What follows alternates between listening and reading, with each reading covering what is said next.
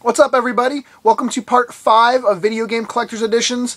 In this episode, I'm going to show you some PSP Collector's Editions. The PSP actually had a decent amount of limited edition Collector's Editions that came out for it, so let's take a look. First is the Lunar Silver Star Harmony Premium Edition. This came out on March 2nd, 2010, and it was released by Exceed. Exceed actually put out quite a few cool Collector's Editions on the PSP. Now, this game has been released multiple times on different consoles throughout the years, and this Collector's Edition comes with the game, which has the same cover art as the cardboard box, but, which I love, they did different art for the manual, the game itself. You can see there's like unique art in the background, and it came with the soundtrack CD, which has its own unique art on the cover. And then you got a pack of like character collectible cards, and they have like info of each character on the back of them, so that was pretty cool. And no, they're not open. Now, this game goes for around $30 to $50 for a sealed or an open copy. I mean, I saw some open ones for like $35-40, and some sealed ones go for even less than that, so it's sort of like a crapshoot, I guess. But if you have the strategy guide that came with it, I actually saw some of those with the game go all the way up to like $70 or so. Now, so it hasn't really dropped in price a lot since it's come out. One thing that is sort of forgotten, I guess, when you're talking about like collector's editions like on the PSP or the DS and stuff, is that those prices of those games were pretty low to start with. I mean, most brand new for a regular copy, you know, would be like in the 30 to 40 range, and then a collector's edition would be like $40 or $50. So for it to drop maybe $10, you know, for an open copy, or 20 at the most, that's not too bad, considering that there are some collector's editions that were $150 that you can get now for like $30. So I definitely recommend it. Exceed just put out a lot of really quality collector's editions on the PSP. I mean, really awesome box art, super shiny. I love shiny shit, so check it out. Here we have the Metal Gear Solid Peace Walker Limited Edition. This came out on June 8th, 2010, and I really like the box for this. On the back, there's also like this information sheet that's just stuck on with like some sticky tack. I kept it on because I like keeping things as complete as possible.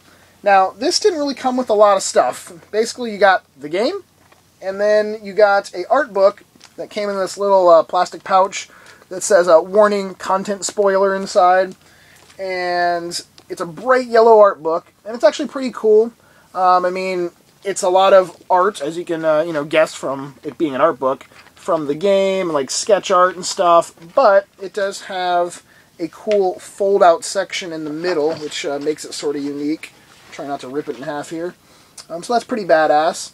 Now, a copy of this, sealed, I've seen some go for around like the $60 or $70 mark, which is pretty decent for this coming out a few years ago and not really coming with much.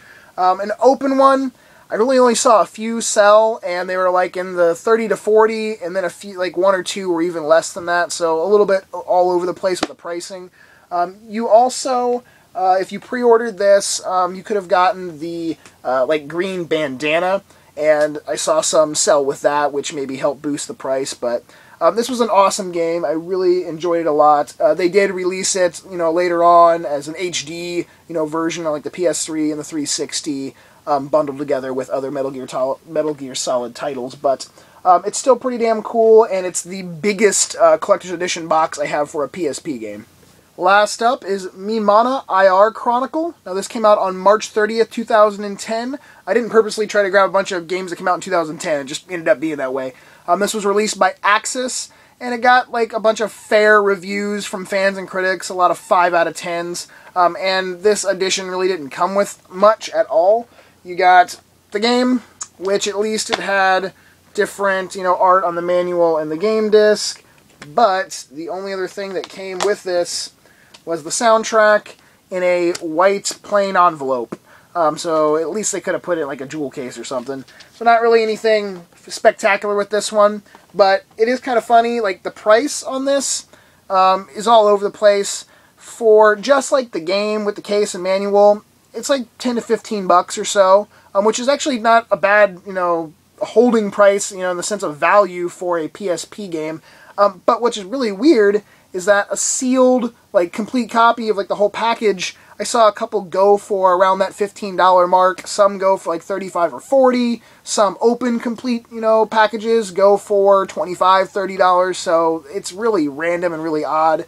But there's so many PSP or Japanese RPGs that came out where it was okay for like the mediocre ones to, release every once in a while, because it's not like we had 5 to choose from and we were hoping one was going to be really good.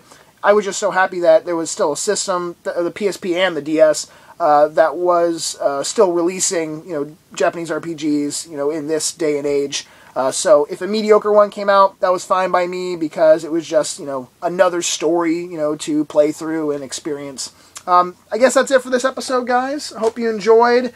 Like I mentioned, the PSP games for collector's editions or regular ones are pretty damn cheap, but their price originally was pretty damn cheap, so they seem to hold their price decently if it is a cool collector's edition, or at least a, a decent game that got good reviews. So thank you for watching. Leave some comments down below, thumbs up, and I will talk to you later. Peace!